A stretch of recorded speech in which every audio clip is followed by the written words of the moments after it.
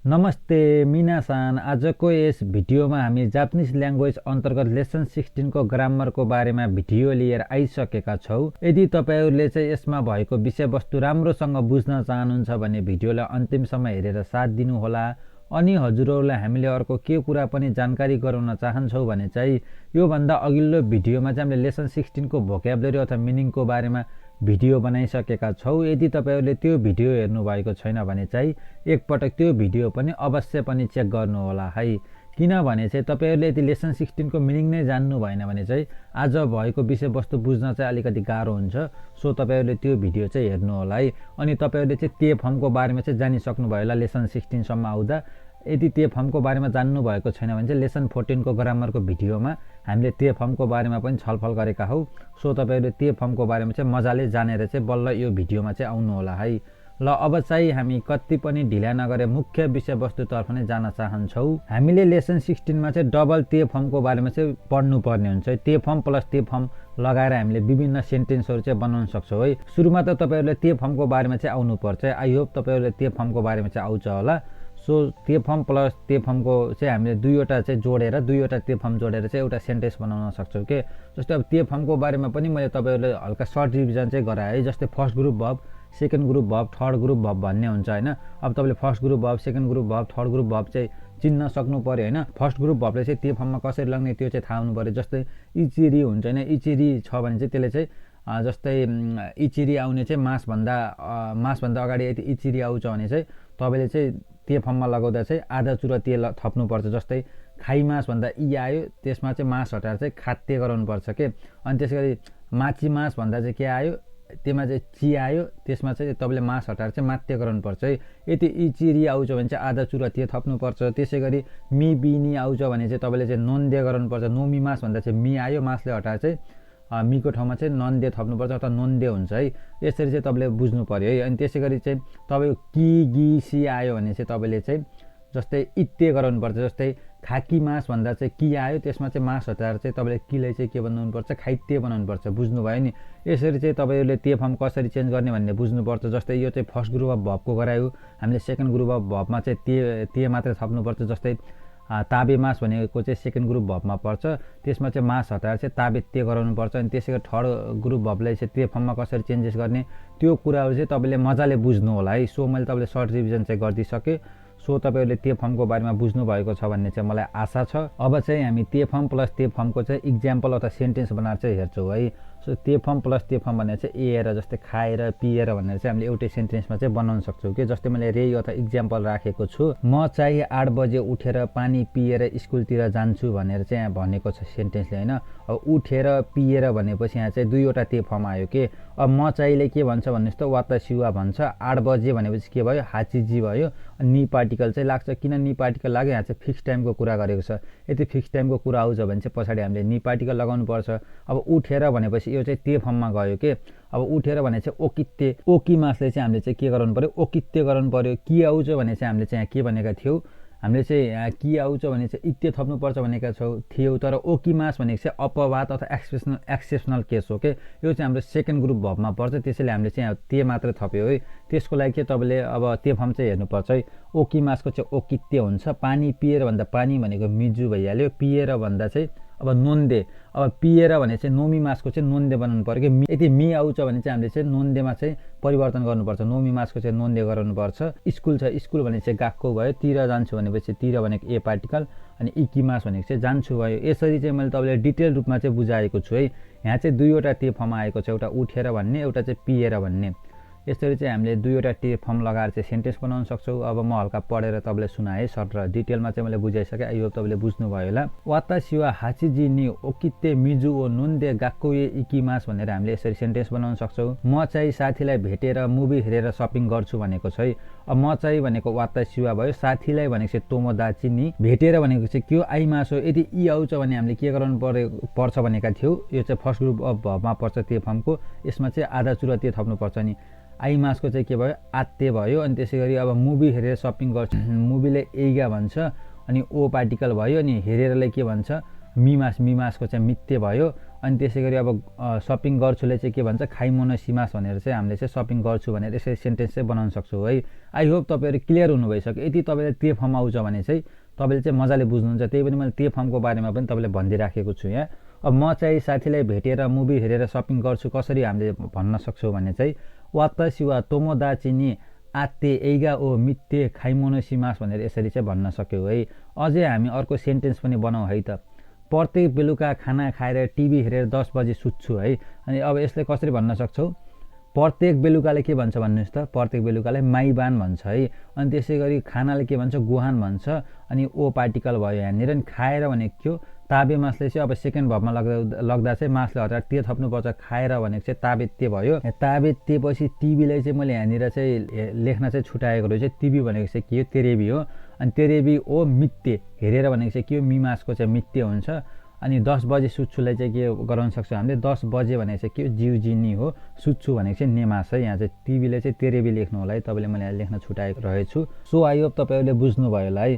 So यसरी हामीले दुईवटा ती फर्म बनाएर चाहिँ सेन्टेन्स बनाउन सक्छौँ है। अब यही सेन्टेन्सलाई चाहिँ हामीले यति पास्टमा लग्नु छ भने चाहिँ हामीले केही गर्नु पर्दैन। पछाडिको जुन इकिमास छ नि, अब यसले पास्टमा लग्दा चाहिँ इकिमासिता गरिदिने हो। अनि यहाँ चाहिँ खाइमोनोसिमासको चाहिँ के बनाउने? खाइमोनोसिमासिता गराउने हो।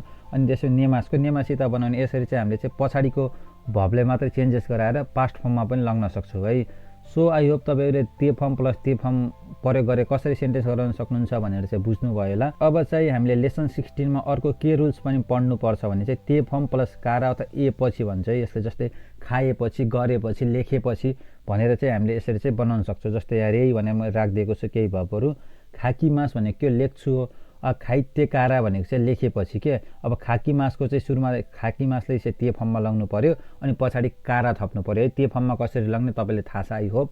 अनि खाकी मास भनेको लेख्छु, खाइते कारा भनेको चाहिँ लेखेपछि, ताबे मास भनेको खान्छु, ताबेते कारा भनेको खाएपछि, ओकी मास भनेको उठ्छु, ओकिते कारा भनेको चाहिँ उठेपछि है। यसरी चाहिँ हामीले त्यो फर्म प्लस काराको चाहिँ प्रयोग गर्न सक्छौँ।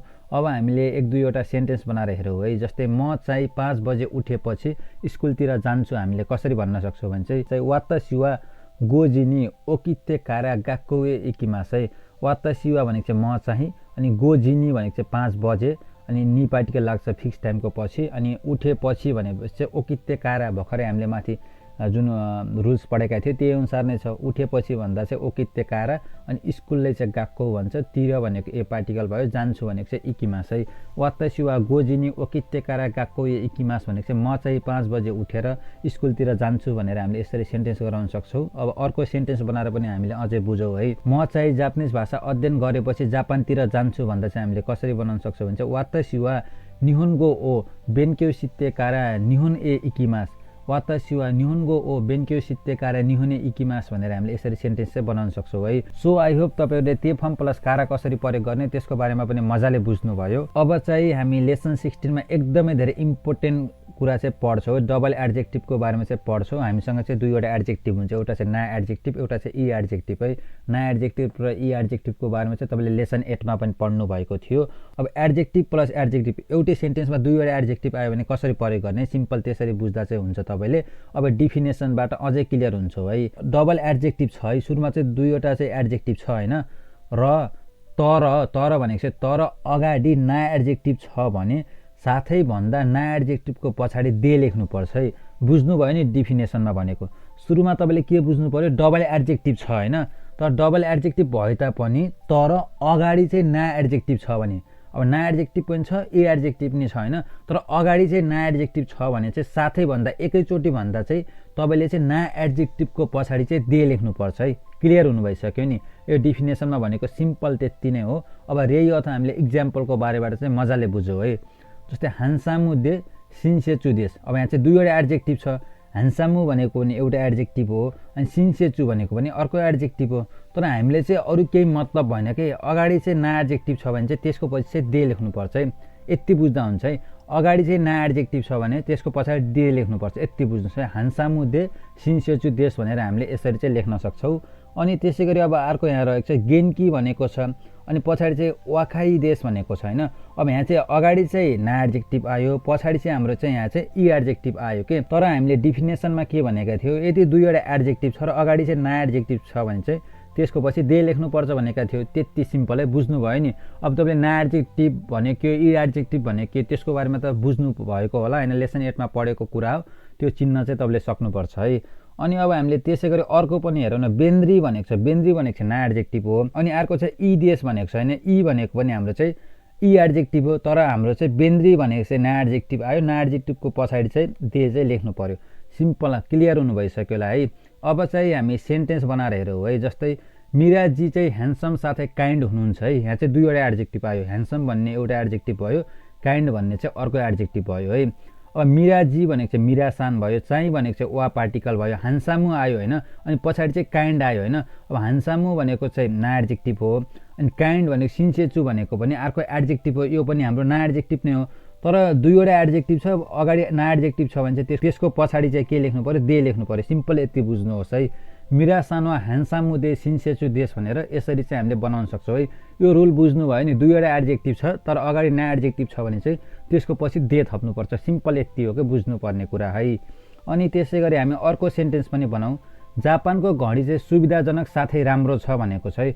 अब जापान भनेको के हो, जापानको भनेको चाहिँ निहोन नो भयो, अनि घडीले तोकेई भन्छ, चाहिँ भनेको वा भयो, अनि सुविधाजनक साथै राम्रो छ भने सुविधाजनक भनेको एउटा एड्जेक्टिभ भयो, अनि राम्रो भनेको चाहिँ हाम्रो चाहिँ अर्को एड्जेक्टिभ भयो है। अब सुविधाजनक भनेको चाहिँ बेन्द्री हो। बेन्द्री भनेको ना एड्जेक्टिभ हो। ना एड्जेक्टिभको पछाडि चाहिँ डे पार्टिकल लेख्नु पर्यो। अनि राम्रो भनेको चाहिँ के हो, इ हो, अथवा इ भनेर तपाईँले चाहिँ यसलाई प्रोनाउन्सिएसन गर्न सक्नुहुन्छ। इ भनेको चाहिँ राम्रो भयो, अनि देश भनेर चाहिँ हामीले यसरी चाहिँ लेख्न सक्छौँ। क्लियर हुनु भइसक्यो नि। अनि त्यसै गरी थर्ड सेन्टेन्समा हेर्दा चाहिँ जापान चाहिँ सुन्दर साथै शान्त देश हो है।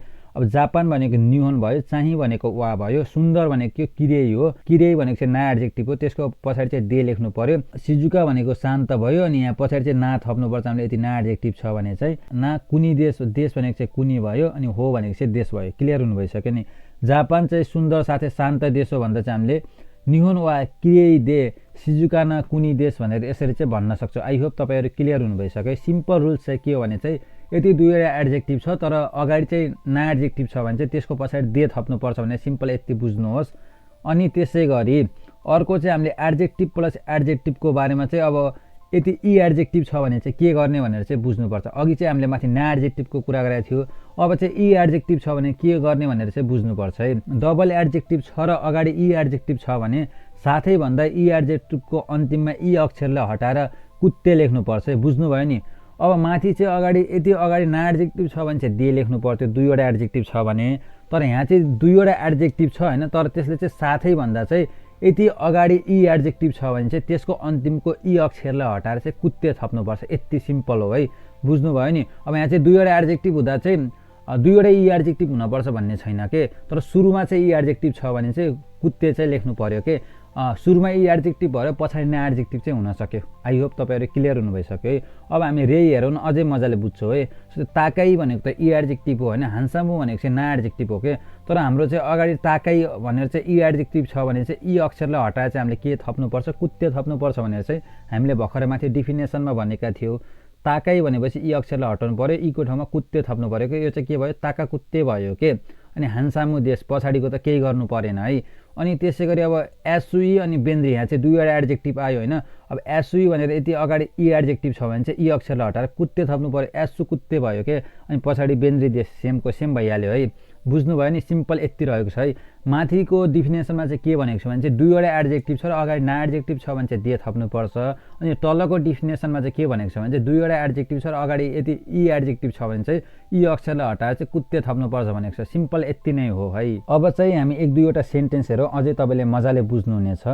जस्तै किशोरजी चाहिँ अग्लो साथै ह्यान्डसम हुनुहुन्छ भनेर चाहिँ हामीले भन्नु पर्यो। यहाँ चाहिँ दुईवटा एड्जेक्टिभ आयो तर अगाडि चाहिँ इ एड्जेक्टिभ आयो। अग्लो भनेको चाहिँ के हो, ताकाई हो होइन, अनि पछाडि चाहिँ ह्यान्डसम भनेर चाहिँ अर्को एड्जेक्टिभ आयो। अब हामीले यदि इ एड्जेक्टिभ छ भने चाहिँ इ अक्षरलाई हटाएर कुत्ते थप्नुपर्छ भनेको सिम्पल यति नै हो।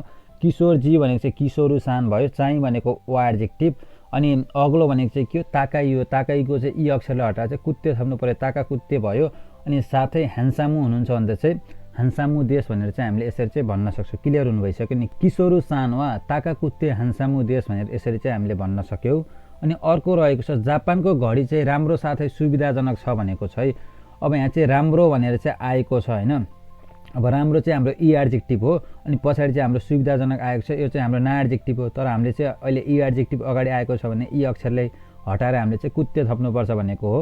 अनि जापानको भन्दा चाहिँ निहोन्नो भयो, घडी भनेको चाहिँ तोकेई, चाहिँ भनेको वा पार्टिकल भयो। अनि यहाँ चाहिँ अब राम्रोलाई चाहिँ इ पनि भन्छ अनि यो इ पनि भन्छ के, तर हामीले चेन्जेस गर्दा चाहिँ हामीले चाहिँ यो इ को चाहिँ प्रयोग गर्नुपर्छ है। अनि यो इ को चाहिँ इले हटाएर चाहिँ यो कुत्ते लेख्नु पर्यो। अनि बेन्द्री देश भनेको चाहिँ सुविधाजनक छ भइहाल्यो है। जापानको घडी चाहिँ राम्रो साथै सुविधाजनक छ भन्दा चाहिँ निहोन्नो तोकेई वा यो कुत्ते बेन्द्री देश भनेर यसरी चाहिँ हामीले भन्न सक्यौँ। अनि त्यसै गरी अर्को सेन्टेन्स हेर्दा चाहिँ जापान चाहिँ ठुलो साथै रमाइलो देश हो भनेर चाहिँ हामीले चाहिँ सेन्टेन्स बनाएका छौँ। जापान चाहिँ भन्दा निहोन वा, अनि ठुलोलाई चाहिँ के भन्छ, ओ कि भन्छ। यो चाहिँ हाम्रो इ एडजेक्टिभ हो। अब ओ कि को चाहिँ इले हटाएर चाहिँ कुत्ते थप्नु पर्यो, ओ कि कुत्ते भयो।